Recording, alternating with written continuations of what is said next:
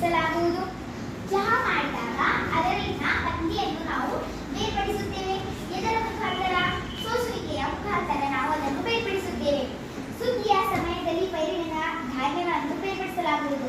ಅಂದರೆ ರಾಶಿ ಮಾಡುವ ಸಮಯದಲ್ಲಿ ಪೈರಿನಿಂದ ಧಾನ್ಯಗಳನ್ನು ಬೇರ್ಪಡಿಸಲಾಗುವುದು.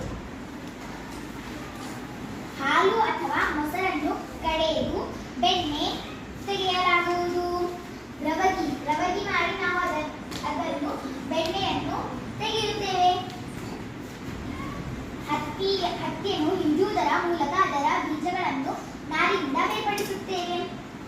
ಹತ್ತಿ ಅದನ್ನು ಹಿಂಜುವುದರ ಮೂಲಕ ಅದರಿಂದ ಬೀಜಗಳನ್ನು ನಾರಿನಿಂದ ಬೇರ್ಪಡಿಸುತ್ತೇವೆ.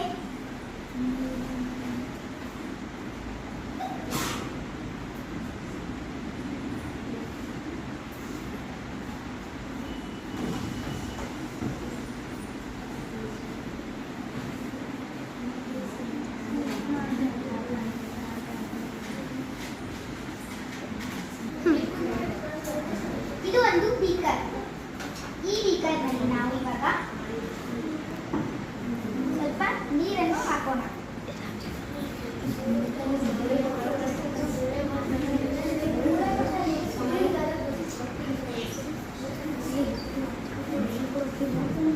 ಇದರಲ್ಲಿ ಇವಾಗ ಮಣ್ಣನ್ನು ಹಾಕಿದ್ದೇವೆ.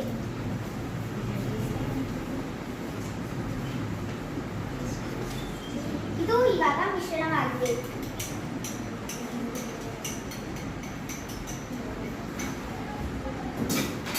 ಇವಾಗ ಮಿಶ್ರಣವಾಗಿದೆ. ಆದ್ದರಿಂದ ನಾವು ಇದನ್ನು ಬೇರ್ಪಡಿಸಬೇಕು.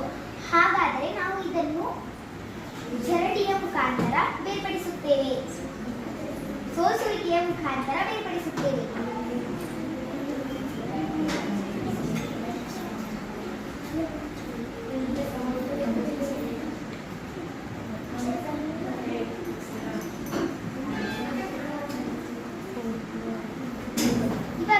ಸೋಸುವಿಕೆಯ ಮುಖಾಂತರ ಇದನ್ನು ಬೇರ್ಪಡಿಸಲಾಗುತ್ತದೆ. ಇಲ್ಲಿ ಮಣ್ಣು ಇದೆ.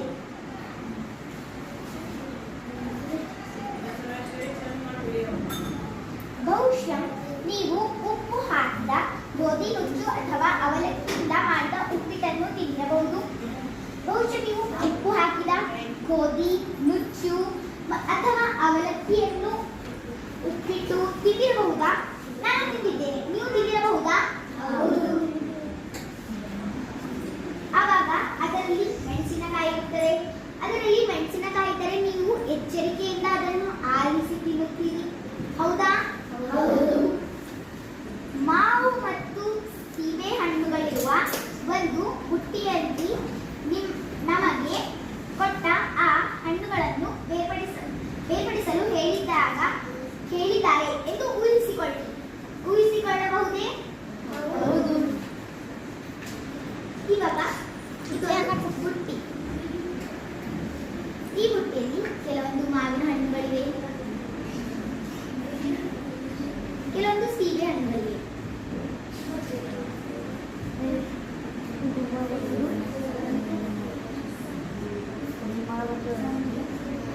ಇದು ಒಂದು ಬುಟ್ಟಿ. ಈ ಬುಟ್ಟಿಯಲ್ಲಿ ಕೆಲವೊಂದು ಮಾವಿನ ಮತ್ತು ಸೀಬೆ ಹಣ್ಣುಗಳಿವೆ.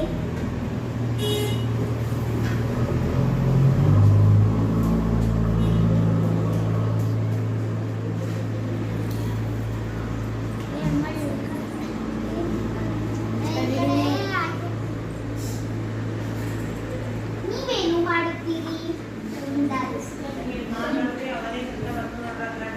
ಇಲ್ಲಿ ಕೆಲವೊಂದು ಯಾವ್ಯಾವ ಹಣ್ಣುಗಳಿವೆ?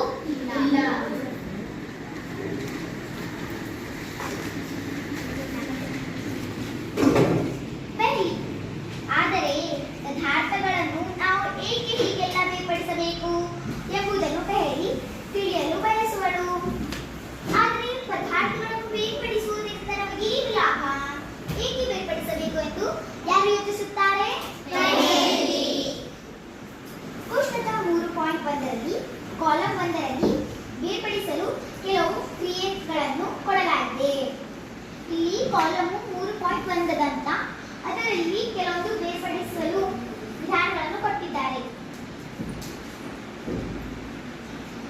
ಕೆಲವು ಕ್ರಿಯೆಗಳನ್ನು ಕೊಡಲಾಗಿದೆ. ಕಾಲಮ್